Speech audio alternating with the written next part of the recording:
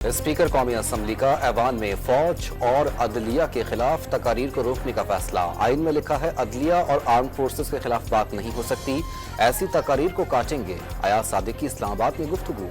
PTI का कौमी assembly से वजूद खत्म, अपोजिशन के 80 अरकान सुन्नी इत्तेहाद काउंसिल के मेंबर करार। कौमी असम्बली सेक्रेटेरिएट ने नई पार्टी पोजीशन मुरतब कर ली।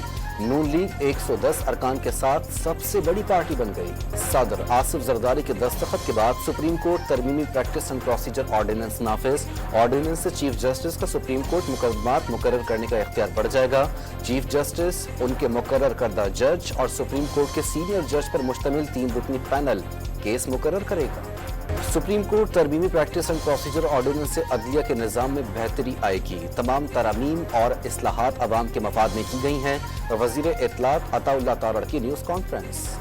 शिमाली और जनूबी वज़ीरिस्तान में फितना अल खवारिज की दरअंदाजी की कोशिश नाकाम। सिक्योरिटी फोर्सेस की कार्रवाइयों में 12 दहशतगर्द मारे गए। भारी तादाद में असलहा और धमाकाखेज मवाद बरामद। फायरिंग के तबादले में 6 जवान भी शहीद।